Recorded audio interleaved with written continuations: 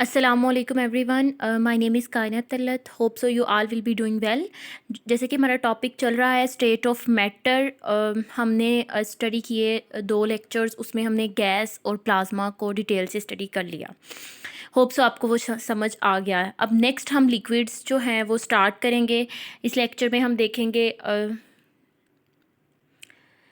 Liquids की कि इनमें कौन कौन सी फोर्सेस होती हैं. सबसे पहले जो है फोर जो है टाइप्स ऑफ फोर्सेस जो हैं वो लिक्विड्स में हैं, ऑपरेट करती हैं. जिसमें सबसे पहले जो है वो हमारे पास डायपोल फोर्सेस है.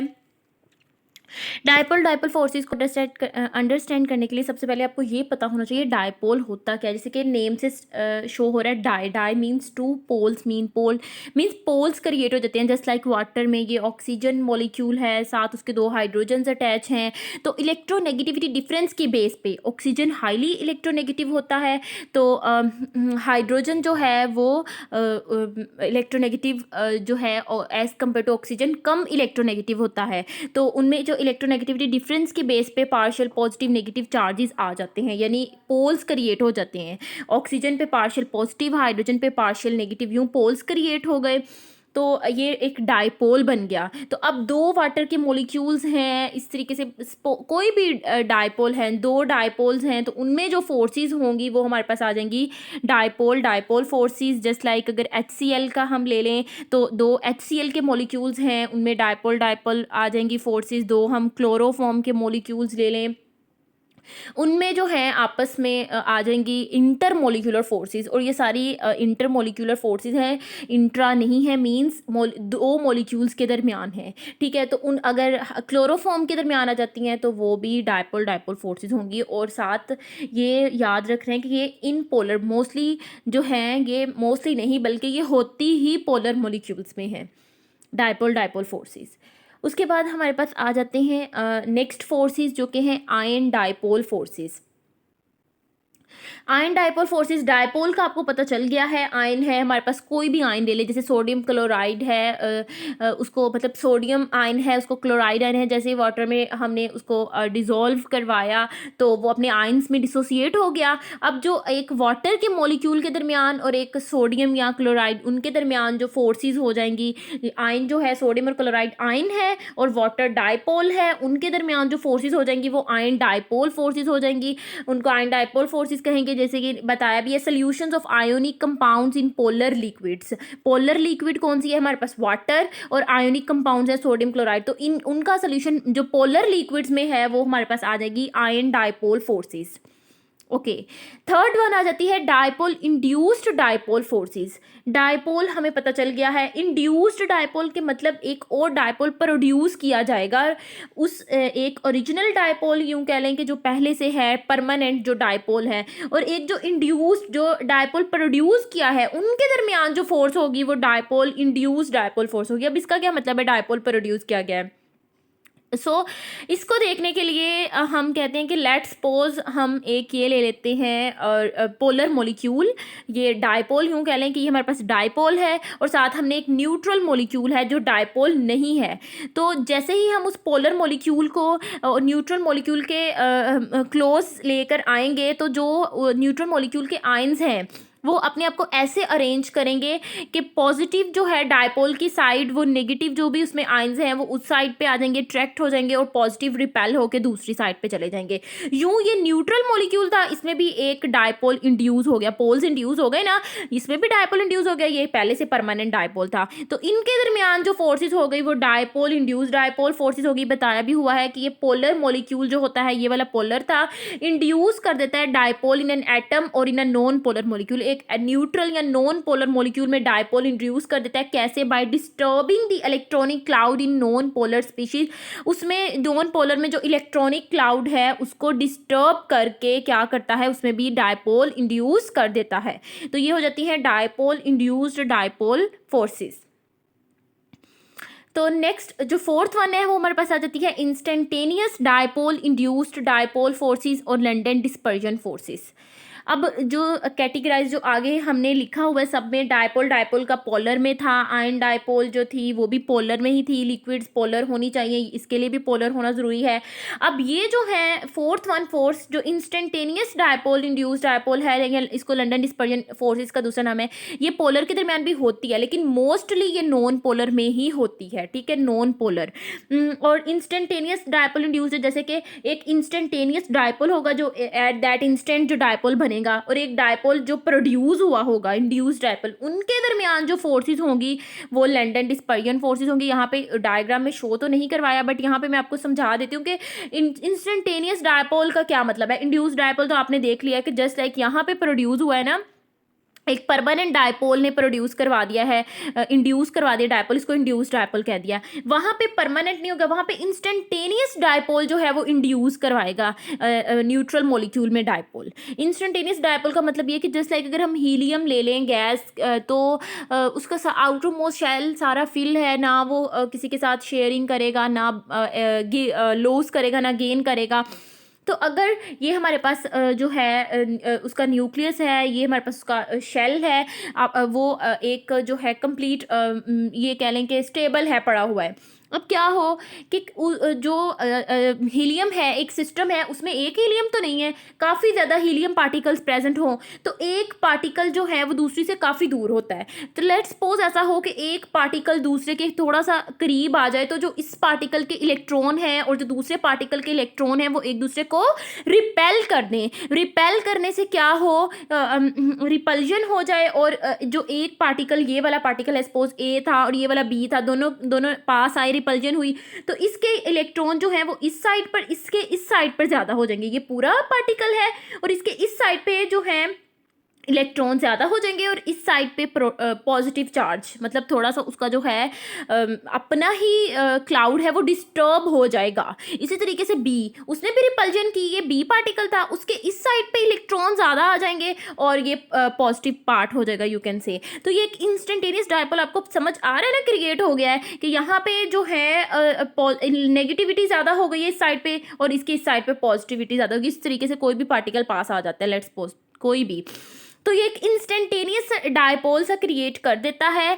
और जब ये वाला मॉलिक्यूल फिर दूसरे न्यूट्रल के पास, किसी और के पास चला जाता है, तो इसके ऐसे एक डायपोल क्रिएट हो गया है ना कि एक साइड पे पॉजिटिव है, दूसरी साइड पे नेगेटिव, तो ये न्यूट्रल में जाके इंड्यूस कर देता है डायपोल। यूं उस इंस्टेंटेनियस डायपोल में, यहाँ पे परमानेंट डायपोल था उसकी जगह, तो इंस्टेंटेनियस डायपोल और इंड्यूस्ड डायपोल, उसके दरमियान एक फोर्स जो है इंटरमोलिक्यूलर कह रहे हैं, ये सारी वेंडरवाल्स फोर्सेस हैं, इंटरमोलिक्यूलर फोर्सेस हैं ये इतनी। तो ये इंटरमोलिक्यूल कह रहे हैं, दो हीलियम के मॉलिक्यूल्स के दरमियान है ना, तो जो इंस्टेंटेनियस डायपोल है वो और जो इंड्यूस्ड उसने कर दिया डायपोल, उनके दरमियान जो फोर्सेस क्रिएट हो जाती हैं वो फिर कहला देती हैं इंस्टेंटेनियस डायपोल और इंड्यूस्ड डायपोल फोर्सेस और लंदन डिस्पर्जन फोर्सेस। और ये जो मोमेंटरी फोर्सेस है, मोमेंटरी क्यों इनको कहा गया, मतलब at the moment, at the instant create हुई है ना, तो ये जो मोमेंटरी फोर्सेस है इंस्टेंटेनियस और इंड्यूस्ड डायपोल के बिटवीन, इनको हम कहते हैं, और ये शॉर्ट लिव्ड अट्रैक्शन होती है, क्योंकि इलेक्ट्रॉन कीप मूविंग करते रहते हैं ना। अगर एक इंस्टेंट है उस पर वो डायपोल, जो हमने कहा था कि दो मॉलिक्यूल जो हैं वो एक दूसरे के क्लोज आए हैं और उन्होंने रिपल्जन करके इलेक्ट्रॉन्स को डिस्टॉर्ट कर दिया, डिस्टर्ब कर दिया इलेक्ट्रॉनिक क्लाउड को, तो एक मोमेंट ऐसा भी आएगा कि वो तो मूव करते रहते हैं कि वो दोबारा से शायद बैलेंस हो जाए और वो डायपोल वैनिश हो जाए, गायब हो जाए, वो डायपोल नो मोर रहे ही ना, ठीक है। तो जितनी जल्दी बनी है उतनी शॉर्ट लिव्ड होती हैं ये फोर्सेस। नेक्स्ट है हमारे पास कोवेलेंट बॉन्ड, ये तो एक स्पेसिफिक बॉन्ड ही है। तो यहाँ पे इन फोर्सेस को कंपेयर किया गया है, साथ हाइड्रोजन बॉन्डिंग को लिया गया है। हाइड्रोजन बॉन्डिंग जो होती है उनको इस फोर्सेस में होती, वो भी इंटरमोलिक्यूलर है, लेकिन उसको इस फोर्स में इंक्लूड नहीं किया जाता। नेक्स्ट हम उसको डिटेल से देखते हैं। इन फोर्सेस में इंक्लूड नहीं किया जाता क्योंकि वो इनसे स्ट्रॉन्ग होती है, वो covalent bond you can say कि उसके करीब करीब होती है, बॉन्डिंग टाइप होती है, उस कदर स्ट्रॉन्ग नहीं होती, कोवेलेंट से वीक होती है। बट उसको इन फोर्सेस में नहीं हम कहते कि वो एक जो है इन फोर्सेस में इसको इंक्लूड करें, तो उसको एक सेपरेट उसकी स्टडी की जाती है। वो हम नेक्स्ट देखते हैं। यहाँ पे हम एनर्जीज देखेंगे और ये आपने वैल्यूज़ याद कर लेनी है कि कोवेलेंट बॉन्ड सबसे स्ट्रॉन्ग होता है, उसके लिए 400 किलो कैलोरीज एनर्जी होती है रिक्वायर। उसकी एनर्जी इतनी होती है। Hydrogen bonding 12 to 16 and dipole dipole की जो है वो 2 to 5 होती है। लैंडन डिस्पर्जन की 1 किलो कैलोरी से भी कम, मतलब ये सबसे वीक होती हैं। और कोवलेंट बॉन्ड स्ट्रॉन्ग होता है हाइड्रोजन बॉन्डिंग से बहुत ज़्यादा, जो है 20 टाइम्स होता है, नो 40, ओके 20 टाइम्स स्ट्रॉन्ग होता है हाइड्रोजन बॉन्डिंग से, 200 टाइम्स डायपोल डायपोल से, 400 लैंडन डिस्पर्जन फोर्सेस से। अब यहाँ पे ग्राफ है और ग्राफ में बॉइलिंग पॉइंट्स दिए हुए हैं, वैसे तो ये भी नेक्स्ट देखेंगे हम, लेकिन यहाँ पर क्वेश्चन पूछा गया था आई थिंक किसी पेपर में कि सबसे जो हाईएस्ट बॉइलिंग पॉइंट है वो किसका होता है, तो हाइड्रोजन फ्लोराइड का होता है। इसमें भी बॉइलिंग पॉइंट भी का भी तो ये होता है ना कि वो जिस ग्रुप डाउनवर्ड दी ग्रुप अगर हम देखें तो वो इंक्रीज करता है। तो जो है फ्लोरीन क्लोरीन ब्रोमीन आयोडीन, इसमें हमें आयोडीन का सबसे ज़्यादा होना चाहिए, लेकिन सबसे ज़्यादा जो है वो हाइड्रोजन फ्लोराइड का होता है, क्योंकि यहाँ पे इसके हाइड्राइड्स का सबसे ज़्यादा होता है क्योंकि इसमें हाइड्रोजन बॉन्डिंग प्रेजेंट होती है। अभी ये याद कर लें, नेक्स्ट हम इसको रीज़न और ये सारा कुछ डिटेल से देखते हैं हाइड्रोजन बॉन्डिंग में। तो ये है हमारे पास हाइड्रोजन बॉन्डिंग। हाइड्रोजन बॉन्डिंग जो होती है वो बिटवीन दी हाइड्रोजन, नेम से शो हो रहा है ना, हाइड्रोजन के दरमियान होगी और किसी भी इलेक्ट्रोनेगेटिव एटम के दरमियान। अच्छा, यहाँ पे क्वेश्चन आता है कि क्या जहाँ पे भी हाइड्रोजन है वहाँ पे हाइड्रोजन बॉन्डिंग होगी? नो। हाइड्रोजन का जो है एक इलेक्ट्रोपॉजिटिविटी उसकी जो है वो एक सुफिशिएंट इलेक्ट्रोपॉजिटिविटी होना बहुत ज़रूरी है। अब इसका क्या मतलब है सुफिशिएंट इलेक्ट्रोपॉजिटिविटी? मतलब कि जो हाइड्रोजन के साथ एलिमेंट इलेक्ट्रोनेगेटिव एलिमेंट अटैच हो उसकी इलेक्ट्रोनेगेटिविटी ज़्यादा हो। हाइड्रोजन का और उस इलेक्ट्रोनेगेटिव एलिमेंट का अगर इलेक्ट्रोनेगेटिविटी डिफरेंस निकाला जाए तो वो अच्छा खासा आए, इतना तो आए कि उनके दरमियान जो है सही जो है वो पोल्स क्रिएट हो सके, पार्शियल पॉजिटिव और पार्शियल नेगेटिव।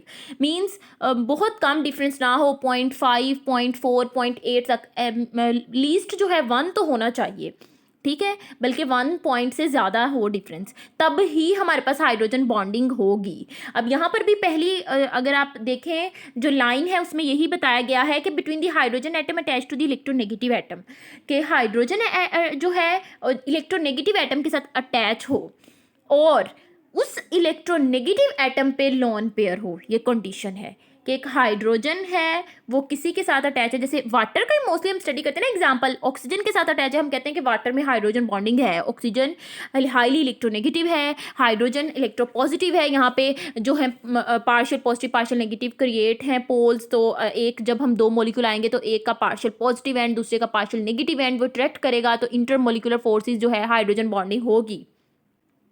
तो यहाँ पे जो हमारे पास जो इलेक्ट्रोनेगेटिव एटम है, एक तो हमने ये रीज़न ये पढ़ी कंडीशन के उसमें इलेक्ट्रोनेगेटिविटी ज़्यादा होनी चाहिए, इतनी ज़्यादा होनी चाहिए कि 1 से तो डिफरेंस ज़्यादा आए, और दूसरी रीज़न दूसरी कंडीशन उसमें लोन पेयर्स होने चाहिए जिसको वो यूज़ करके ये जो हाइड्रोजन बॉन्डिंग है, ये जो इंटरमोलिकुलर फोर्स है, ये बना सके। तो मोस्टली जो स्टडी किए जाते हैं एलिमेंट्स वो होते हैं फ्लोरीन, नाइट्रोजन एंड ऑक्सीजन। इसको हम जो है याद करने के लिए फोन की एग्जैक्ट स्पेलिंग नहीं है, FON, FON, फोन, इस तरीके से भी इसको मेमोराइज कर लेते हैं, लेकिन रेयरली क्लोरीन को भी देखा जाता है कि जो अगर हाइड्रोजन क्लोरीन के साथ बाउंडेड है तो वो मॉलिक्यूल भी हाइड्रोजन बॉन्डिंग शो करता है, बट रेयर केस है, ये मोस्टली हमें देखने को मिलेंगे। ओके अब इसी हाइड्रोजन बॉन्डिंग की वजह से कुछ मॉलिक्यूल्स होते हैं, जैसे कार्बोक्सिलिक एसिड है, ऐसे बोरिक एसिड भी होता है, कि इनमें कार्बोक्सिलिक एसिड में ऑक्सीजन और हाइड्रोजन है ना, ऑक्सीजन हाईली इलेक्ट्रोनेगेटिव भी है, उसके पास लोन पेयर भी है और साथ पार्शियल पॉजिटिव हाइड्रोजन अटैच है। तो ये 2 कार्बोक्सिलिक एसिड के मॉलिक्यूल आपस में हाइड्रोजन बॉन्डिंग करके एक डाइमर बना लेते हैं, और इसको चिलेशन भी कहते हैं, क्योंकि जो डाइमर बन जाता है ना वो एक साइक्लिक फॉर्म में बन जाता है, तो उस चीज़ को चिलेशन बोलते हैं। और फिर जब 2 मॉलिक्यूल्स डाइमर बना लेते हैं, तो जब हम कार्बोक्सिलिक एसिड के केस में इसका मोलर मास देखते हैं, तो जब एक मॉलिक्यूल का जितना हम कैलकुलेट करते हैं उसका मोलर मास उससे डबल आता है, क्योंकि ये हाइड्रोजन बॉन्डिंग की वजह से डाइमर की फॉर्म में एग्जिस्ट करता है। इसी तरीके से जो हाइड्रोजन फ्लोराइड है वो हेक्सामर, उसके 6 मॉलिक्यूल्स ऐसे आपस में अटैच होते हैं, वो हेक्सामर की फॉर्म में एग्जिस्ट करता है, ये आपने ऐसे ही याद रखना है। और नेक्स्ट हमारे पास है, और वाटर का जो है मॉलिक्यूल, उसमें जो है वो 4 जो हैं वो मॉलिक्यूल अटैच होते हैं हाइड्रोजन बॉन्डिंग से। ये नेक्स्ट भी लिखा हुआ है 4 जो हैं, ओके, यहाँ नहीं बताया। और 4 मॉलिक्यूल्स जो है वो अटैच होते हैं, जैसे इसमें कार्बोक्सिलिक एसिड में डाइमर स्ट्रक्चर बनता है, इसमें हेक्सामर, तो वाटर जो मॉलिक्यूल है उसमें एक ऑक्सीजन है ना, और यहाँ पे 2 हाइड्रोजन हैं, तो ऑक्सीजन के पास 2 लोन पेयर हैं, तो एक लोन पेयर हाइड्रोजन बॉन्डिंग करेगा वाटर के मॉलिक्यूल के साथ, दूसरा लोन पेयर हाइड्रोजन बॉन्डिंग करेगा वाटर के मॉलिक्यूल के साथ, इधर से इसका जो H है ये भी मॉलिक्यूल हाइड्रोजन बॉन्डिंग करेगा, और यहाँ से भी जो दूसरा H है ये भी। दोबारा देख लें कि वाटर का स्ट्रक्चर हमारे पास ये है, ऑक्सीजन, यहाँ पे एक हाइड्रोजन है और यहाँ पे एक हाइड्रोजन है, तो हमारे पास क्या होगा, ये ऑक्सीजन के पास 2 लोन पेयर्स हैं, तो दोनों लोन पेयर जो हैं वो बॉन्डिंग करेंगे, हाइड्रोजन बॉन्डिंग करेंगे, लोन पेयर्स हाइड्रोजन बॉन्डिंग करेंगे, और इधर से जो 2 हाइड्रोजन्स हैं वो भी हाइड्रोजन बॉन्डिंग करेंगे किसी दूसरे वाटर मॉलिक्यूल के साथ। तो यूँ एक वाटर मॉलिक्यूल कितने वाटर मॉलिक्यूल्स के साथ अटैच हो गया with the help of hydrogen bonding? 4। तो वाटर मॉलिक्यूल्स 4 के साथ अटैच होता है वाटर मॉलिक्यूल, हाइड्रोजन फ्लोराइड हेक्सामर बनाता है, ये डाइमर बनाता है कार्बोक्सिलिक एसिड। ओके, नेक्स्ट है हमारे पास डिसोसिएशन। इसमें यह है कि हाइड्रोजन फ्लोराइड जो है, अगर इस केस में देखेंगे डिसोसिएट हो जाता है और गिव फ्लोराइड आयन देता है, जैसे हमारे पास यहाँ पे है कि 3HF है, ये डिसोसिएट हुआ H2F positive plus F2 negative देगा, मतलब ये जो है डिसोसिएट होकर डाइफ्लोराइड दे देता है, बाकी हेलोजेंस नहीं देते, दैट्स वाई जो है KHF2 एग्जिस्ट करता है, बाकी सारे जो हैं वो एग्जिस्ट नहीं करते, Cl2 Br2 I2 ये एग्जिस्ट नहीं करते, ये आपने याद रखना है। और यहाँ पे एक और क्वेश्चन भी आता है, क्या कभी कोई ऐसा केस आता है कि हाइड्रोजन बॉन्डिंग और कोवेलेंट बॉन्ड जो है इनकी स्ट्रेंथ इक्वल आए? तो यस, ऐसा पॉसिबल है, बट सिर्फ एक केस में, कि जब हमारे पास हाइड्रोजन फ्लोराइड का मॉलिक्यूल हो, ऐसे हमारे पास हाइड्रोजन फ्लोराइड का मॉलिक्यूल है, हाइड्रोजन जो है वो एक हाईली इलेक्ट्रोनेगेटिव एटम के साथ अटैच है, जो हमारे पास क्या है, फ्लोरीन। तो यहाँ पे अगर जो हाइड्रोजन बॉन्डिंग करने वाला मॉलिक्यूल है तीसरा, वो फ्लोराइड आयन आए, ठीक है, फ्लोराइड आयन आए और वो जाके हाइड्रोजन बॉन्डिंग कर ले, तो यहाँ पे भी हाइड्रोजन के बॉन्डिंग जो है वो बन जाएगी, और दूसरी साइड पे भी फ्लोराइड अटैच है, तो इस केस में ये आइडेंटिफाई करना जो है वो डिफ़िकल्ट हो जाएगा कि कौन सी हाइड्रोजन बॉन्डिंग है और कौन सा कोवेलेंट बॉन्ड है। तो इस केस में दोनों की स्ट्रेंथ इक्वल हो सकती है, अदरवाइज कोवेलेंट बॉन्ड जो है वो ज़्यादा जो है हाइड्रोजन बॉन्डिंग से स्ट्रॉन्ग होता है। उसके बाद नेक्स्ट हमारे पास ये है कि हाइड्रोजन बॉन्डिंग जो होती है वो increases the values of thermodynamic parameters. Thermodynamic parameters यही टेम्परेचर इफेक्ट करते हैं, जिस पे मेल्टिंग पॉइंट, बॉइलिंग पॉइंट, ये हीट ऑफ वेपराइजेशन एक्सेट्रा, ये जो जितने भी थर्मोडाइनमिक पैरामीटर्स हैं इनकी वैल्यू हाइड्रोजन बॉन्डिंग के साथ इंक्रीज़ करती है। अच्छा, ये ग्राफ जो है इसे हम इसको थोड़ा सा अंडरस्टैंड कर लेते हैं कि लेट्स सपोज हमारे पास ये जो है एक ग्रुप है, carbon, silicon, germanium, stainless steel है, तो हमारे पास बॉइलिंग पॉइंट का जनरल ट्रेंड क्या होता है, जैसे मैंने अभी आपको लास्ट स्लाइड पे बताया था कि जितना हमारे पास साइज़ ज़्यादा होता जाएगा, group down the group boiling point increase करता है, क्योंकि साइज़ ज़्यादा होता है। साइज़ ज़्यादा होने से क्या होता है, डिस्टोर्शन ज़्यादा होती है, पोलराइजेबिलिटी ज़्यादा होती है, लंडन डिस्पर्जन फोर्सेस ज़्यादा होती हैं, फिर जितनी फोर्सेस ज़्यादा होंगी उनको ब्रेक करने के लिए हमें उतनी हीट देनी पड़ेगी, फिर जितनी हीट देते जाएंगे, जब जाके फोर्सेस ब्रेक होंगी तब वो चीज़ बॉईल करना स्टार्ट करेगी। तो दैट्स वाई जितना साइज़ बड़ा होगा उतनी लंडन डिस्पर्जन फोर्सेस ज़्यादा होंगी और बॉइलिंग पॉइंट ज़्यादा होगा। अगर ये क्वेश्चन माइंड में आ रहा है कि साइज़ बढ़ाने से डिस्टोर्शन और लंडन डिस्पर्जन फोर्सेस कैसे ज़्यादा होंगी, तो हम यहाँ पर जब इसको स्टडी किया हमने कहा कि एक इंस्टेंटेनियस डायपोल बनता है और एक इंड्यूस्ड डायपोल बनता है। तो जो इंस्टेंटेनियस डायपोल होगा, जब साइज़ ज़्यादा होगा तो वहाँ पे डिस्टोर्शन ज़्यादा हो जाएगी ना, पोल्स, जब वो डायपोल इंस्टेंटेनियस डायपोल क्रिएट होगा, उसको क्रिएशन में जो है वो ज़्यादा इजीली उसकी क्रिएशन हो जाएगी, क्योंकि उसमें साइज़ ज़्यादा है, नेगेटिव चार्ज डिस्टोर्ट हुए पड़े हैं इलेक्ट्रॉन्स, पॉजिटिव चार्ज यहाँ दरमियान में है, जब वो दूसरे आइटम के साथ जाएगा रिपेल करेगा इलेक्ट्रॉन्स को, तो वो जो इंस्टेंटेनियस डायपोल है उसकी क्रिएशन ईजी हो जाएगी। तो फिर जैसे ही वो इंस्टेंटेनियस डायपोल जो है वो हो जाएगा, बाद में वो नेक्स्ट में मॉलिक्यूल में डायपोल इंड्यूस कर देगा, यूँ लंडन डिस्पर्जन फोर्सेस जो हैं वो इंक्रीज़ हो जाएंगे, इंक्रीज़ तो होंगी साथ साथ स्ट्रॉन्ग भी हो जाएंगी। फोर्सेस, जैसे जैसे साइज बढ़ेगा डिस्टोर्शन ज़्यादा होगी। पोलराइजेबिलिटी क्या होती है, यही उनका चार्जेस की डिस्टोर्शन, पोल्स का क्रिएट होना। तो जब वो क्रिएट हो जाएंगे उनके दरमियान फोर्सेस जो है इस्टेब्लिश होना, मतलब उनकी स्ट्रेंथ जो है वो भी हम कहेंगे कि स्ट्रॉन्ग हो जाएंगी। तो इस तरीके से हमारे पास जो है फिर उनसे उनको तोड़ने के लिए ज़्यादा एनर्जी देनी पड़ेगी और हमारे पास बॉइलिंग पॉइंट ज़्यादा होगा। जनरल ट्रेंड ये है। तो ये जो है ग्रुप, ये तो सही ट्रेंड शो कर रहा है, ठीक। Down the group boiling point increase कर रहा है। बट यहाँ पर भी बाकी ग्रुप मेंबर्स जो हैं वो ठीक ट्रेंड शो करें, बट इन तीनों का एक्सेप्शनल केस है। एक्सेप्शनल केस क्यों है, आप तीनों मॉलिक्यूल्स देख लो। यहाँ पे हाइड्रोजन बॉन्डिंग है, यहाँ पे भी हाईली इलेक्ट्रोनेगेटिव ऑक्सीजन है, जो यहाँ पे हाईली इलेक्ट्रोनेगेटिव फ्लोरीन है, नीचे अमोनिया है। मतलब ये तीनों में हाइड्रोजन बॉन्डिंग पॉसिबल है, हमने पढ़ा भी है कि इनमें होती है। तो हाइड्रोजन बॉन्डिंग जो है हमने कहा कि इंक्रीज कर देती है थर्मोडायनेमिक पैरामीटर्स को, क्योंकि ये एक स्ट्रॉन्ग फोर्स है। तो इसको भी तोड़ने के लिए बहुत ज़्यादा एनर्जी देनी पड़ेगी, काफ़ी टेम्परेचर देंगे तब जाके चीज़ बॉईल होगी। दैट्स वाई इनका जो है बॉइलिंग पॉइंट वो एक्सेप्शनल बिहेवियर शो करता है। तो ये हाइड्रोजन बॉन्डिंग जो है सोलुबिलिटी को कम कर देती है, वोलेटिलिटी को भी कम कर देती है। जैसे कि हमने वही रीज़न है बार बार कि इंटरमोलिकुलर फोर्स है जो स्ट्रॉन्ग है। तो सोल्यूबिलिटी क्या होती है कि जब भी कोई सल्यूट सॉल्वेंट एक दूसरे के अंदर ऐड करें तो जितनी भी सल्यूट की आपस में फोर्सेस हैं वो ब्रेक होनी चाहिए। सॉल्वेंट की भी जो आपस में फोर्सेस हैं वो ब्रेक होनी चाहिए। जब वो ब्रेक डाउन हो जाएंगी तभी तो वो आपस में एक दूसरे के साथ सल्यूबल होंगे। तो जब वो फोर्सेस हाइड्रोजन बॉन्डिंग ज़्यादा होगी तो वो फोर्सेस को ब्रेक करना मुश्किल हो जाएगा, सोलबिलिटी कम हो जाएगी। इसी तरीके से वोलेटिलिटी, वोलेटाइल वेपर्स में कन्वर्ट होने की एबिलिटी भी कम होगी। विस्कोसिटी जो है ज़्यादा हो जाएगी, resistance to flow for a liquid, और सरफेस टेंशन भी गाढ़ा हो जाएगा ना। वो हमारे पास जो कोई भी लिक्विड है उसमें फोर्सेस ज़्यादा हो जाएंगी तो विस्कस हो जाएगा और साथ सरफेस टेंशन ज़्यादा हो जाएगी। इसके अलावा लो डेंसिटी है आइस की, 9% मोर वॉल्यूम देन वाटर। जब वाटर आइस में कन्वर्ट होता है तो वॉल्यूम ज़्यादा हो जाता है, रिजल्ट डेंसिटी कम होनी है, क्योंकि जब वाटर फ्रीज होता है तो स्पेसिस क्रिएट हो जाती है ना।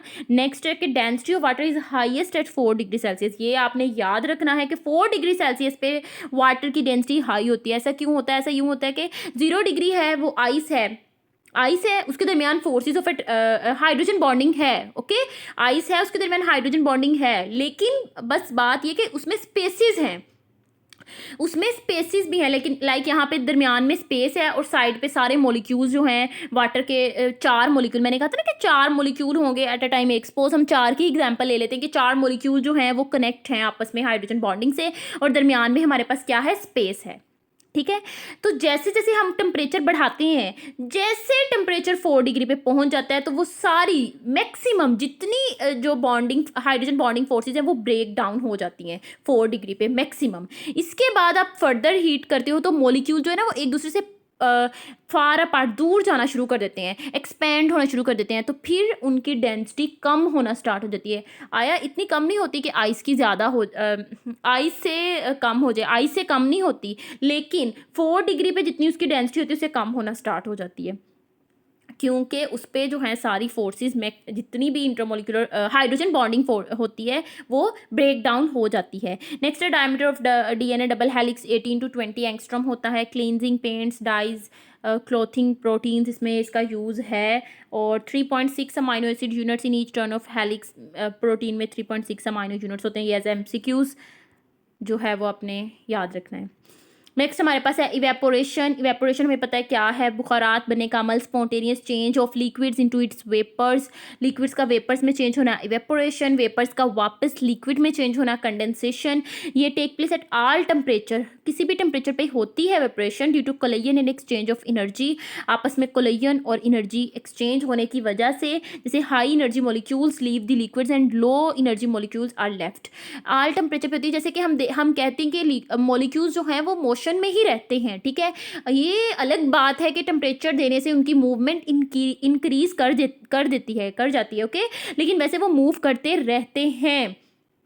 तो क्या होता है कि जो हाई एनर्जी, जैसे ही हम फिर अगर टेम्परेचर प्रोवाइड करें, नहीं भी प्रोवाइड करें, तो उसमें जितना भी सिस्टम है उसमें जितने भी मॉलिक्यूल्स हैं वो अब उनकी जो एनर्जी है, किसी की जो है वो बहुत कम एनर्जी, हर किसी की एक जैसी नहीं है। कम एनर्जी मॉलिक्यूल भी हैं, एवरेज एनर्जी मॉलिक्यूल भी हैं, बहुत हाई एनर्जी मॉलिक्यूल भी हैं। हाई एनर्जी मॉलिक्यूल जो है वो सरफेस को छोड़ देते हैं और लो एनर्जी वाले जो हैं वो रह जाते हैं।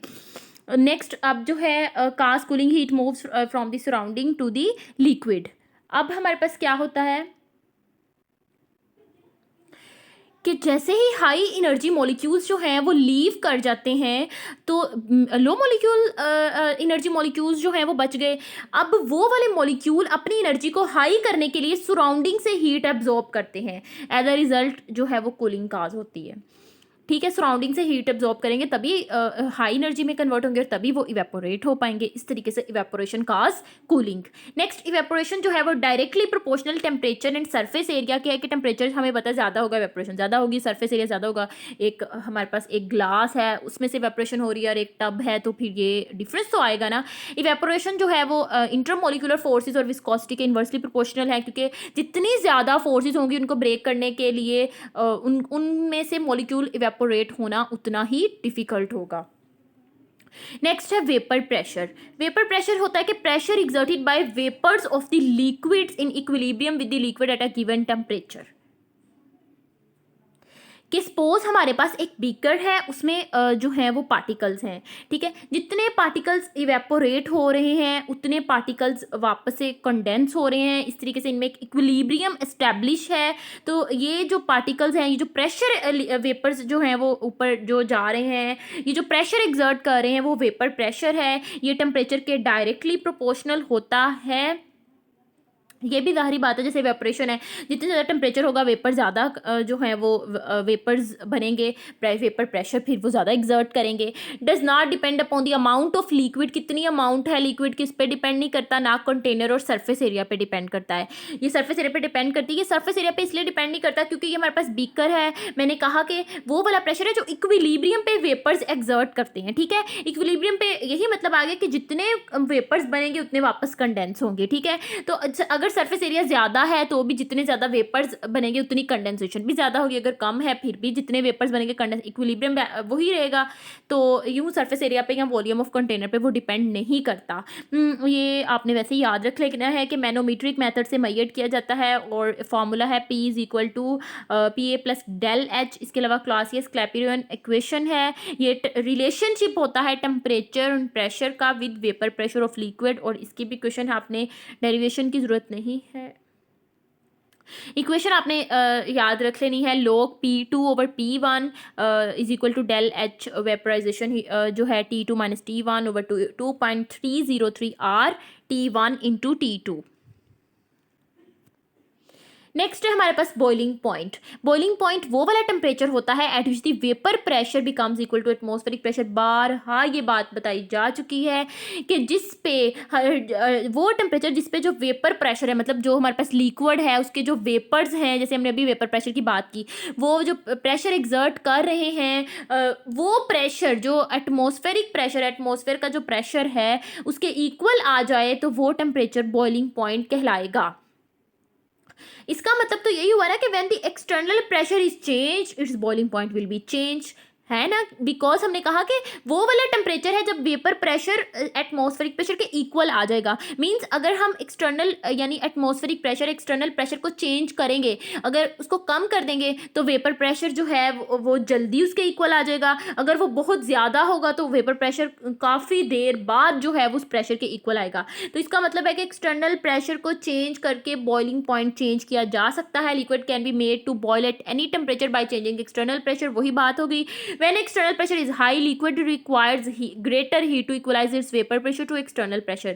जी, जब एक्सटर्नल प्रेशर बहुत ज़्यादा हाई होगा तो वेपर प्रेशर को उसके इक्वल आते हुए उतना ही ज़्यादा टाइम लगेगा, हमें हीट देनी पड़ेगी, काफ़ी देर वेट करेंगे, तब जब उसका वेपर प्रेशर एक्सटर्नल प्रेशर के इक्वल आ जाएगा तब वो जाके बॉईल करना स्टार्ट करेगा।